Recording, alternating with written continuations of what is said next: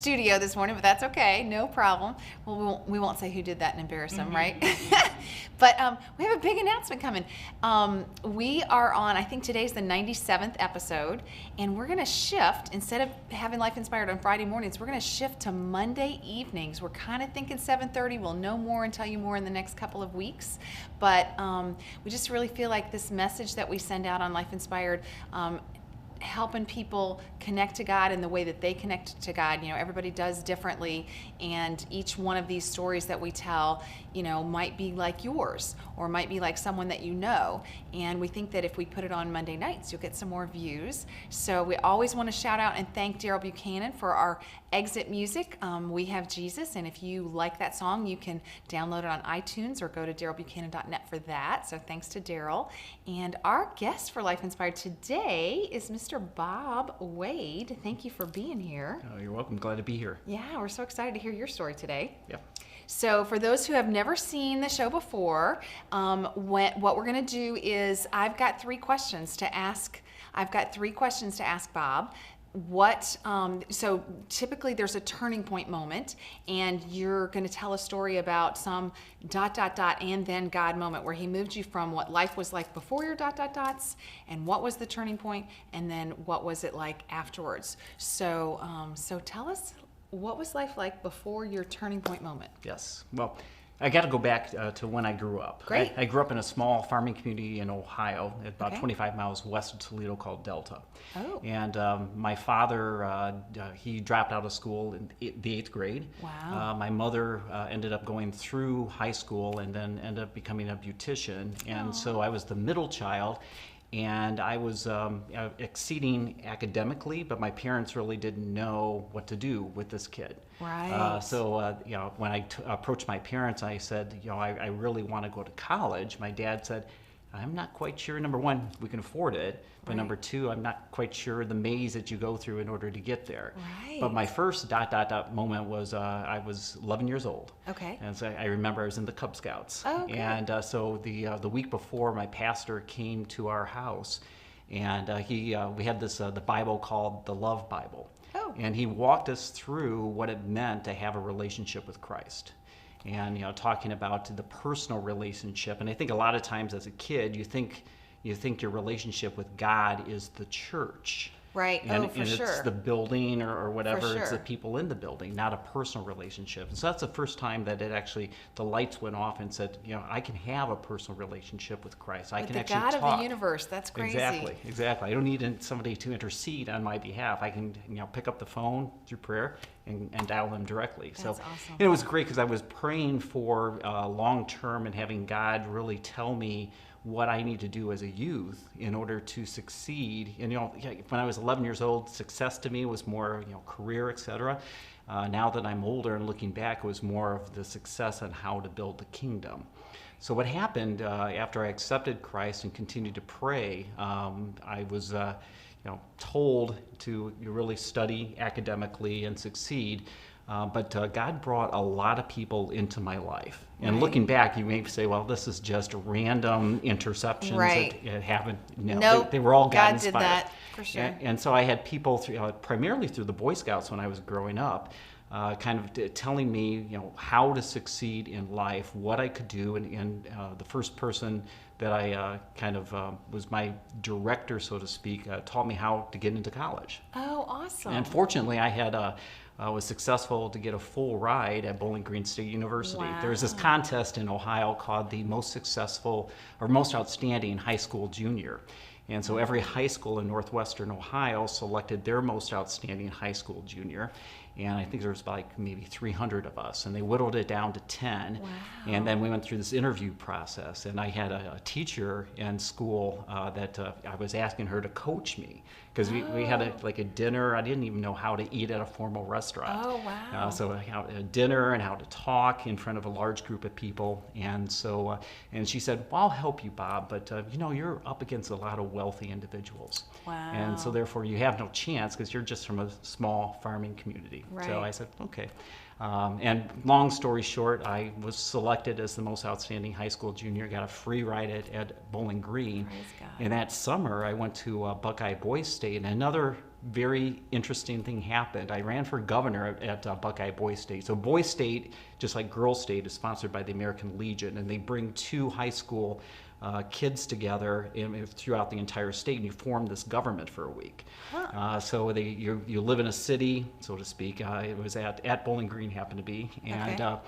then you form this city, and people ran for offices. Well, I ran for governor.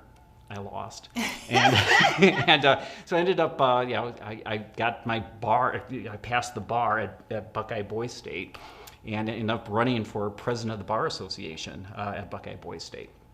And so we were.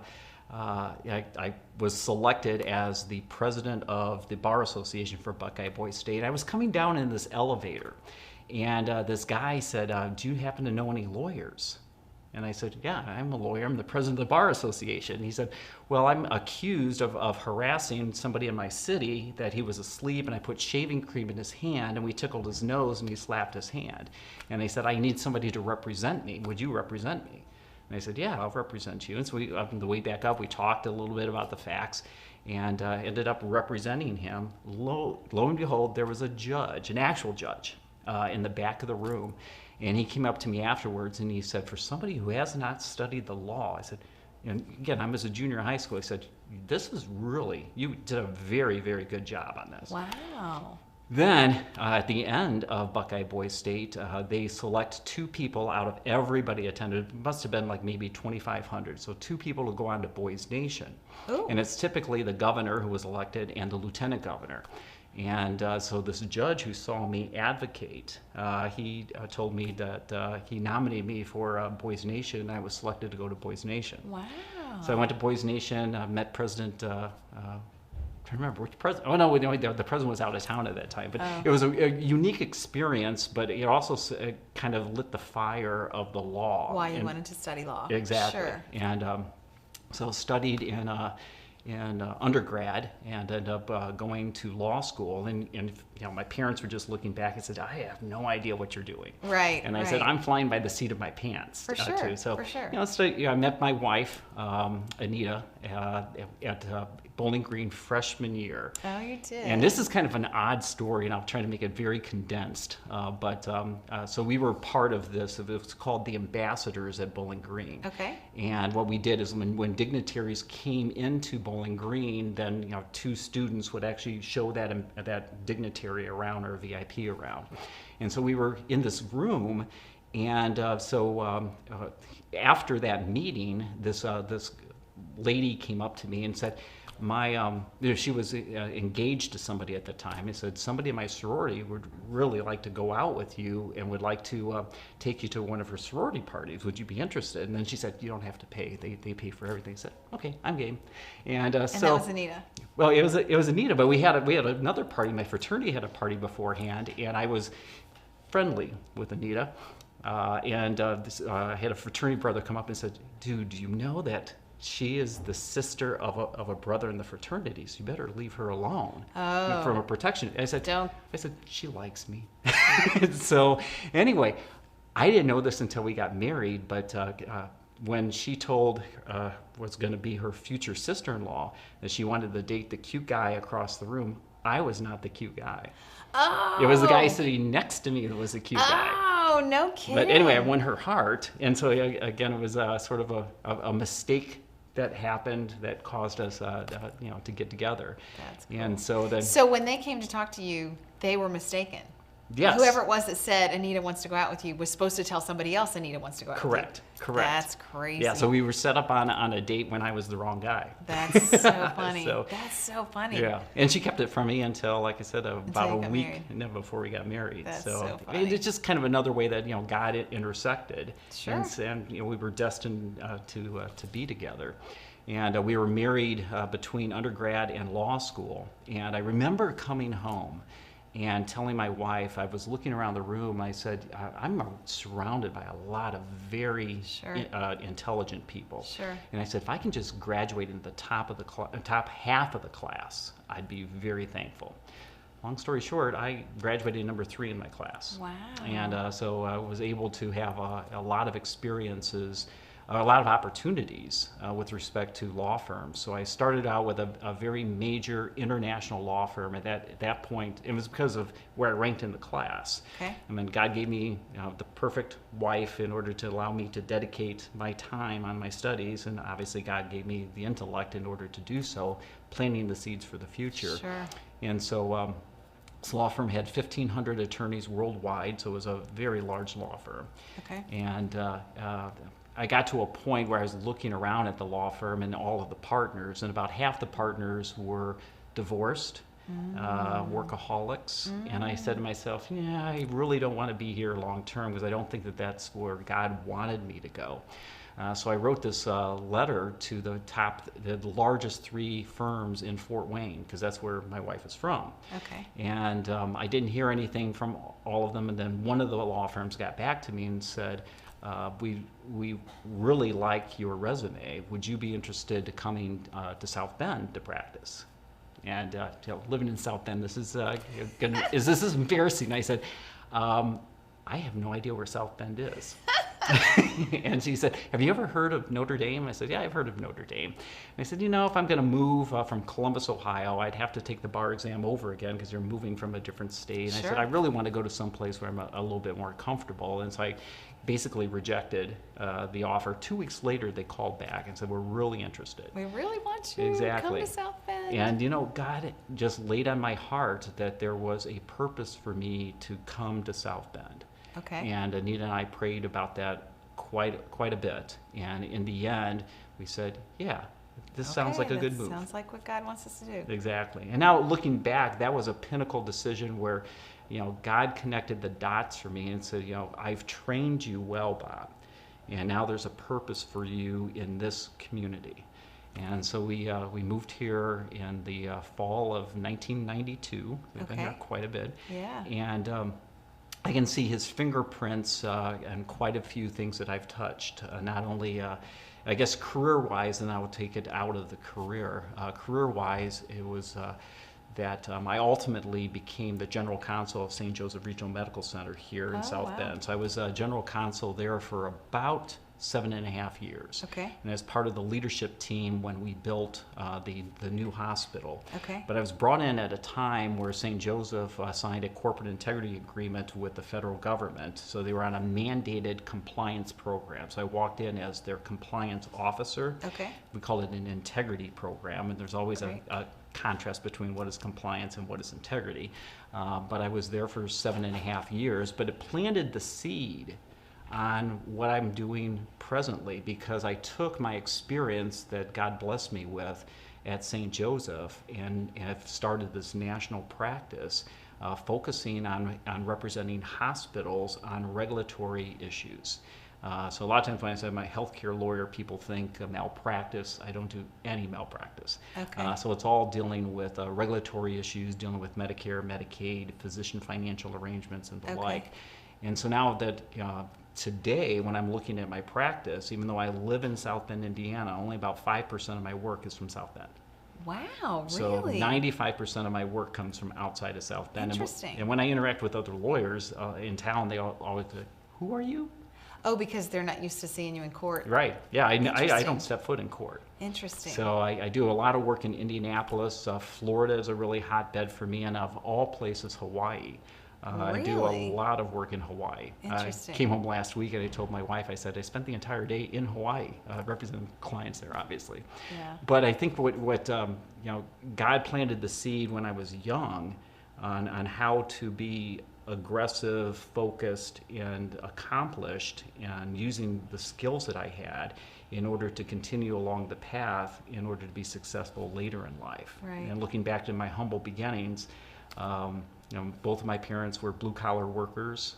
We were on food stamps for a while, and so we really have a passion. My wife and I have a passion for helping the poor and the underserved. Right. And for a long time, Anita, my wife, was coordinator of a food pantry in town. And so when it closed recently, and when it closed, I got really emotional.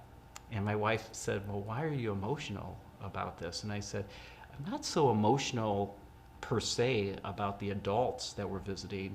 I'm more emotional about the The kids, kids. yeah, that were represented. And then how else are they not only going to get food, but sometimes food is the pathway to a relationship with Christ. And so that's what the food pantry was all about, is not only feeding the poor, but if you feed them, a lot of them came to Christ Because of the gifts. Yeah, because of those gifts. Wow. So that's a little bit on the career side, talking about where God has used me for further building of the kingdom. I was an elder in my church, River Valley, and for those of you in church and you know the elders there, you need to go up Right. and thank them for their service. You need to pray for them, because Yes, definitely pray for them. I did not realize how much Satan was going to attack me In that during- position. Oh, yes. Interesting. Yeah, Okay. and so my wife and I went in there with our eyes wide open about, I said, because people prepared us. They said, but this is not just sitting around approving of budgets and stuff. I mean, you're going to get confronted with a lot of the hurt that people are dealing with, and Wow. Satan will put up roadblocks to make sure that, or try to make sure that Sure. you don't succeed. Right. And something happened at the church while I was an elder that we brought in somebody who was counseling the church and said, this church will not survive. And it's still there today. It Preaching is. Jesus. It is. Absolutely. Yeah. So we locked Okay. arms as elders and said, we're going to plow through this. And looking back, God assembled a great group of people with differing skills. I was obviously the token lawyer in the group, but with different skill sets in order to make sure that the church made through a very difficult time and experience. So. And then also the other major impact in the local area was Covenant Christian School. My wife, when we first moved here, we had 2 daughters at the time, and she was looking for a daycare preschool situation. And so we found a Covenant Christian School, and they were actually operating out of a church on Hickory Road.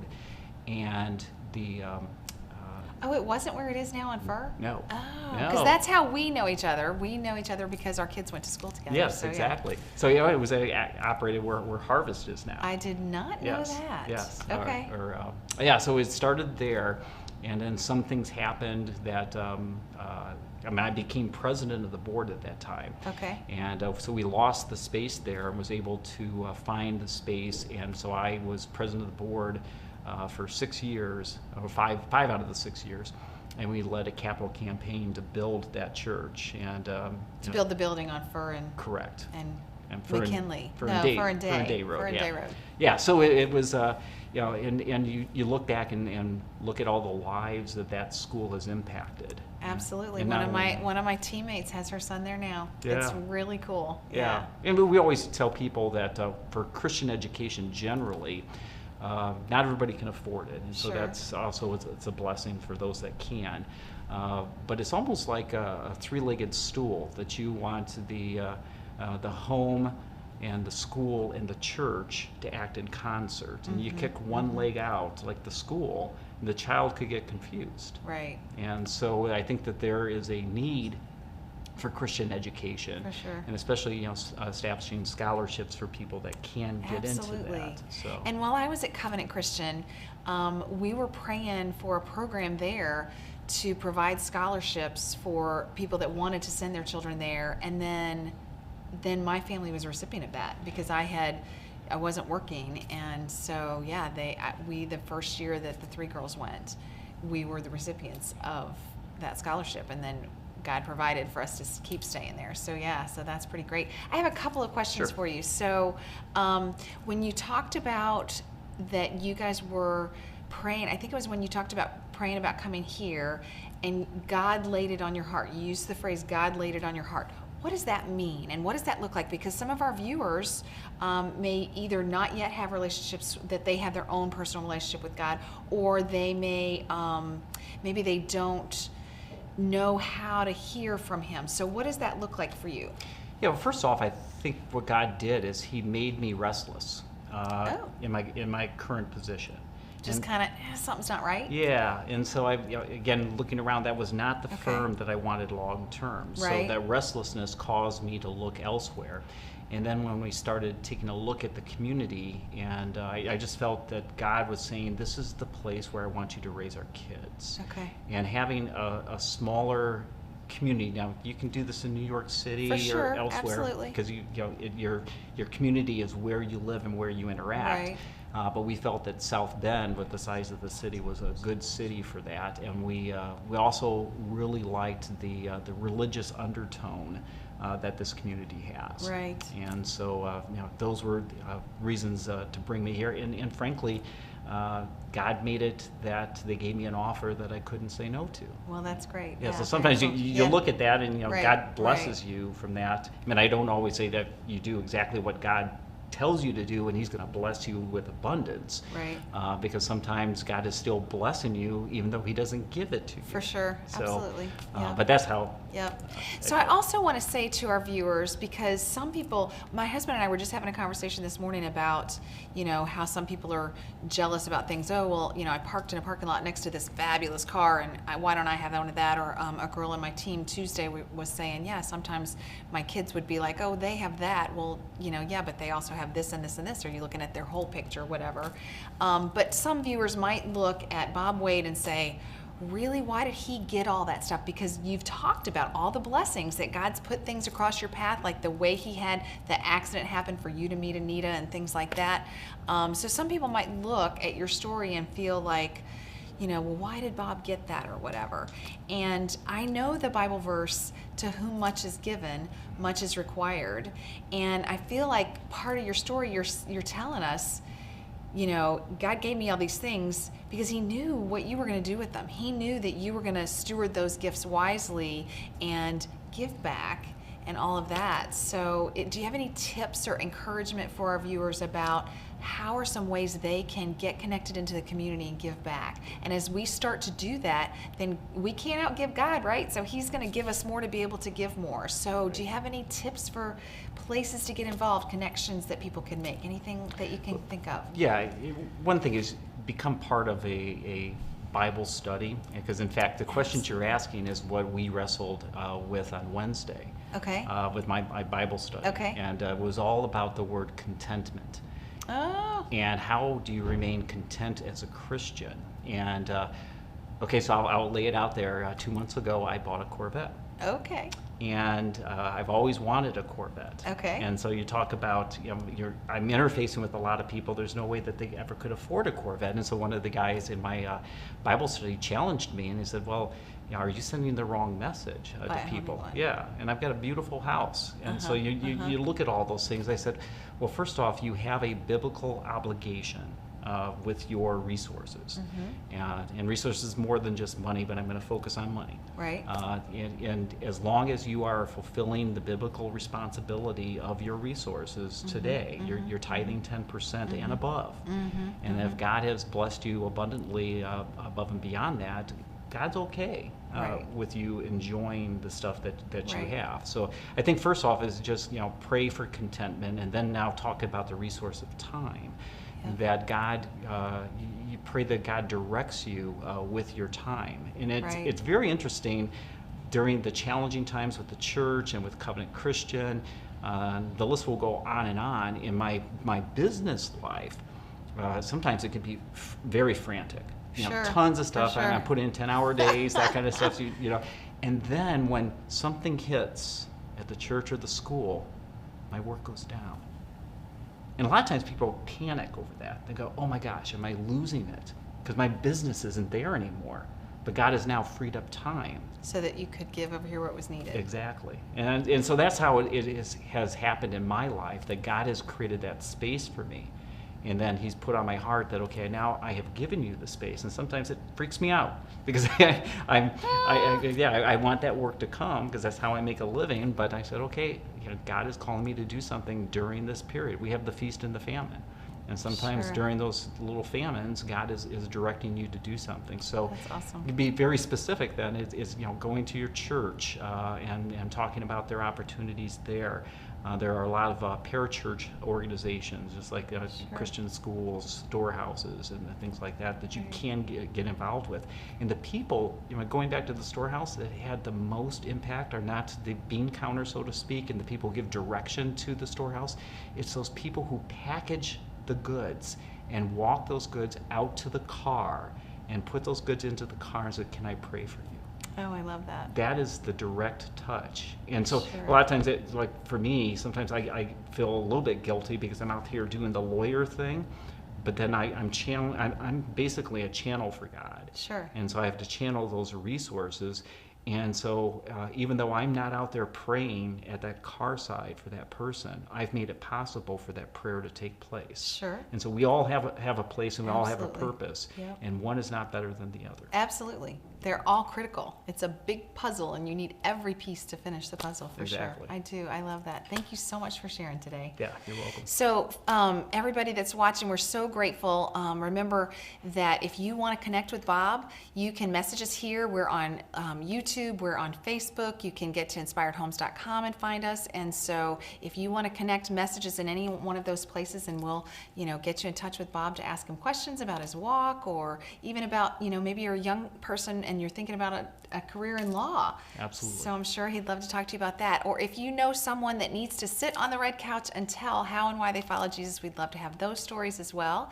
And then if you know somebody that needs to hear Bob's story, if you'll share this with them in whatever venue you're watching it, we appreciate that. So thanks so much for watching. You guys have a great day and a great weekend. Bye-bye.